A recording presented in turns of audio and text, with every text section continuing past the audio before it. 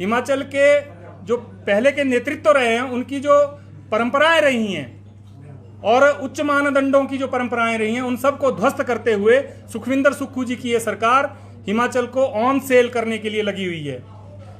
और जिस प्रकार के अमेंडमेंट इसमें लाए गए, क्योंकि देखिए अगर शहरी क्षेत्र में धारा 118 किसी भी रूप में बाध्य होती और वो बाध्यकारी होती कि भाई यहाँ इंडस्ट्रीज नहीं लग सकती हैं, तो इतना बड़ा औद्योगिक क्षेत्र नालागढ़ और बद्दी कैसे बस गया, वहां किस प्रकार से बाहर की मल्टीनेशनल कंपनीज आज से पहले आकर के लग गई, टाहलीवाल में किस प्रकार से जो है बाहर की कंपनियां आकर के काम कर रही हैं। तो धारा 118 औद्योगिकरण के रास्ते में किसी भी प्रकार की कोई रुकावट ना पहले थी ना आज है,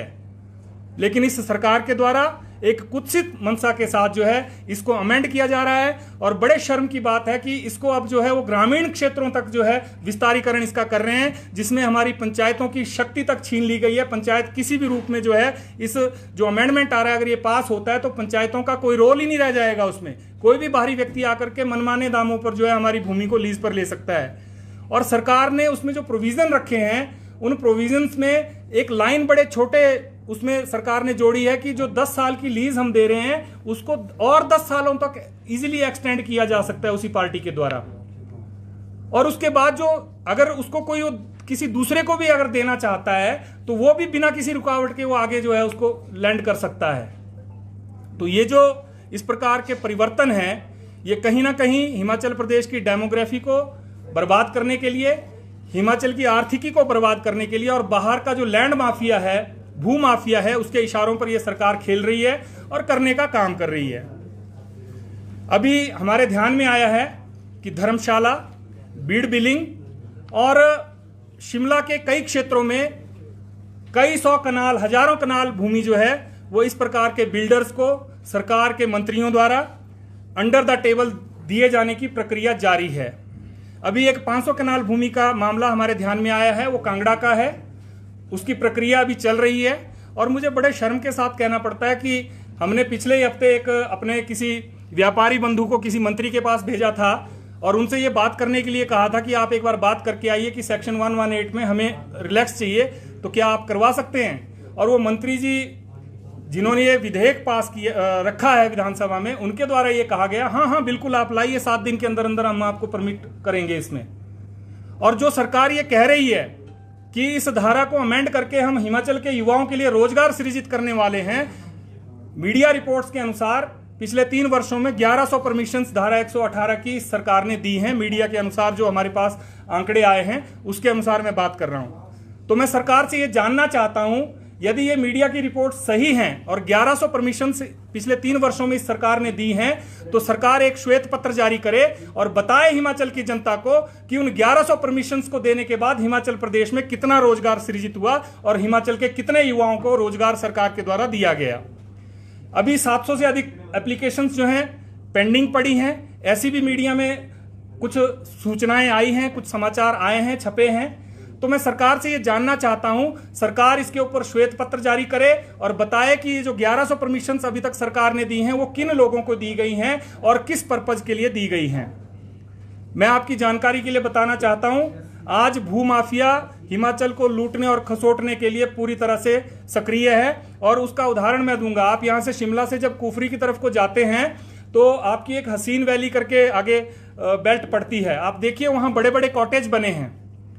इसी प्रकार के कॉटेज जो है आपकी मणिकर्ण घाटी में गांव के बीच में जाकर के, जंगलों के बीच में जाकर के बड़े बड़े कॉटेज बनाए गए हैं। तो मैं मीडिया के बंधुओं से भी आग्रह करना चाहूंगा कि आप भी इस प्रकार की खोजी रिपोर्टिंग करें और पता करें कि वो कॉटेज किन लोगों के हैं और क्या वो भूमि धारा 118 में दे दी गई है, या ये जो अमेंडमेंट अभी लाया जा रहा है ग्रामीण क्षेत्र के लिए, ये उन सभी कॉटेजेस जो बन चुके हैं बड़े बड़े बिल्डरों द्वारा बेनामी संपत्ति के नाम पर जो खड़ा कर दिया गया है स्ट्रक्चर, उन सबको रेगुलराइज करने के लिए सरकार इस अमेंडमेंट को लाई है। तो इसकी भी जांच होनी चाहिए और सरकार को इसके ऊपर भी जवाब देना चाहिए। दूसरी बात मैं कहना चाहूंगा,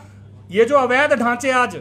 अनेक प्रकार के इस्लामिक अवैध ढांचे हिमाचल प्रदेश में बने हैं और अभी उसके ऊपर हम बात करने वाले हैं इस विषय के बाद। क्या सरकार की मंशा उन सभी अवैध मस्जिदों और मदरसों को जो ग्रामीण अंचल में बने हैं कहीं इस धारा में छूट देकर के रेगुलराइज करने की तो नहीं है कि कहीं अपने वोट बैंक को पुष्ट करने के लिए सरकार जो है इस अमेंडमेंट को लेकर आई हो,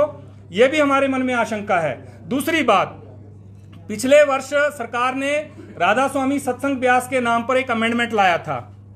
और मुझे बड़े दुख के साथ कहना पड़ता है कि उस अमेंडमेंट का जो अमेंडमेंट किया गया था 2024 में, उस संस्थान ने आज तक उस अमेंडमेंट का प्रयोग ही नहीं किया है जिस उद्देश्य के लिए वो अमेंडमेंट किया गया था। तो मैं सरकार से जानना चाहता हूं कि 2024 का वो अमेंडमेंट क्यों लाई थी सरकार, जब उसका उपयोग ही नहीं करना था? किन लोगों को फैसिलिटेट किया गया उसमें? और दूसरी बात, जब ऐसे धार्मिक संस्थानों के लिए इस प्रकार के अमेंडमेंट लाए जा रहे हैं तो मैं बताना चाहता हूं उसमें हिंदू समाज के कोई भी शक्तिपीठ और कोई भी मंदिर सम्मिलित नहीं है। ये अमेंडमेंट्स जो हैं केवल ईसाइयों के चर्चों, मुसलमानों के मस्जिदों और मदरसों और दूसरे जो संस्थान हैं राधा स्वामी सत्संग ब्यास जैसे, उनको लाभ देने के लिए लाए गए हैं। हिंदू मंदिर इसमें एग्जेम्प्टेड हैं, उनको साइड रखा गया है क्योंकि वो तो पहले से सरकार के पास है, इसलिए वो कहीं से भी कोई भूमि नहीं खरीद सकते। लेकिन इस प्रकार की संस्थाएं अपने जो यहाँ के उनके अनुयायी हैं उनके नाम पर बेनामी संपत्तियां खड़े करने का काम कर रही हैं इन अमेंडमेंट्स की आड़ में, और कहीं ना कहीं हिमाचल की डेमोग्राफी को बदलने का एक बहुत बड़ा षड्यंत्र सरकार के मंत्रियों द्वारा और सरकार द्वारा चलाया जा रहा है। और अंडर द टेबल मैं तो ये कहूंगा कि जो बाहर से बड़े बड़े बिल्डर करोड़ों अरबों लेकर के यहाँ आ रहे हैं हिमाचल की संपत्तियां खरीदने के लिए, क्या लेकर के सरकार के मंत्री और मुख्यमंत्री महोदय जो है उनको ये अनुमतियां दे रहे हैं, ये भी एक जांच का विषय है। क्योंकि सरकार जो है बार बार जो है सरकार के मंत्री जो है आर्थिक तंगी का रोना रो रहे हैं, तो कहीं सरकार के मंत्री जो हिमाचल प्रदेश के युवाओं के रोजगार के नाम कहीं लेकर के अपना रोजगार और अपने बच्चों का रोजगार सेट तो नहीं कर रहे हैं इन बेनामी संपत्तियों के नाम पर? यह भी एक जांच का विषय है। तो हम सरकार से जानना चाहते हैं, सरकार इसके ऊपर, मुख्यमंत्री महोदय इसके ऊपर स्पष्टीकरण दें और एक श्वेत पत्र जारी करके हिमाचल की जनता को बताएं कि उनको ऐसी क्या आवश्यकता पड़ गई कि उन्होंने जो है ग्रामीण क्षेत्र में भी इस प्रकार का संशोधन ला करके इस पूरे जो एक कानून था हमारा यहाँ हिमाचल की डेमोग्राफी को बचाने के लिए, यहाँ की संस्कृति को बचाने के लिए, उसको समाप्त करने का षड्यंत्र क्यों रच रहे हैं।